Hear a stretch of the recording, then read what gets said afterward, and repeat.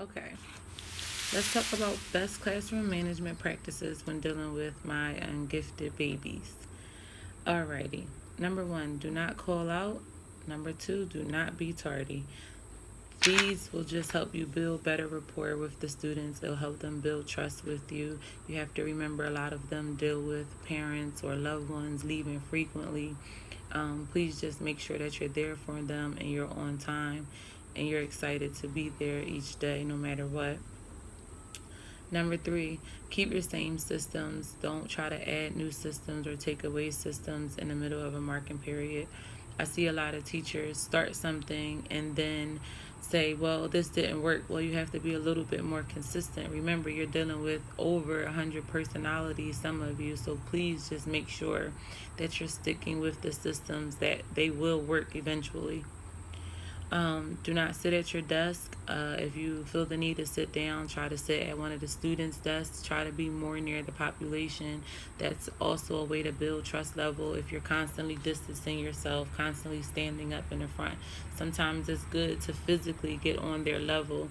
That also helps build rapport, and it also helps you with better proximity with students, and that's also a good way to deal with behavior. Redirect each student using their name. Do not say, hey, you, young man. No, they should be called by their last name or their first name. Sorry, I call all students by their last name. With females, I found that you should get a little bit closer with your redirections and using their names just because they do like to cause a scene. And remember, I'm talking about my ungifted babies, not other kids.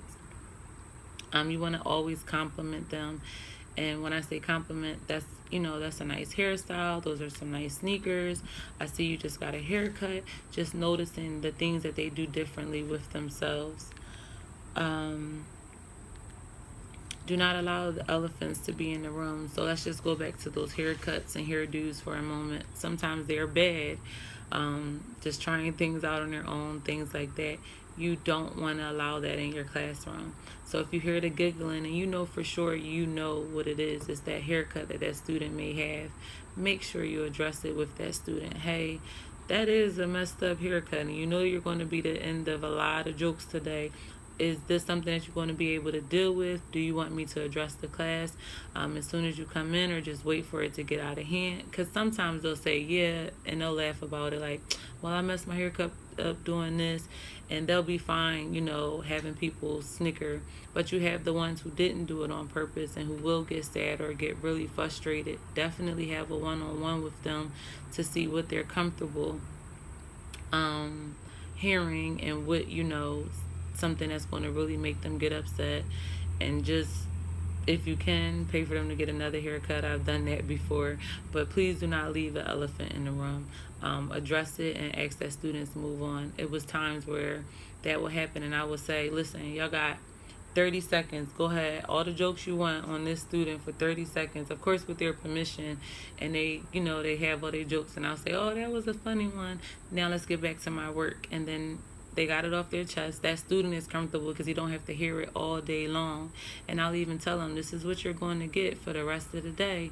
So you heard it from your friends. They laugh. So when you hear it with other students, that's not a means for you to get angry. The people who teach my students will definitely understand where I'm coming from. End your lessons redirecting total class behavior and making sure you say something positive. So once it's time for your lesson to be over, the actual lesson, do not just allow students to tell you, oh, I'm finished, I can put my books up. No, you tell them when to put their books up. You tell them when the lesson is finished by ending the lesson. All right, we learned so and so and so today. You guys, your behavior was a little iffy. I need you to do better tomorrow, but I'm so happy that we're progressing. Always end your lesson on a good note, and always end your lesson yourself. Do not allow students to end your lesson. That gives them more control than what they need to have in the classroom. All right, that's it. Thank you.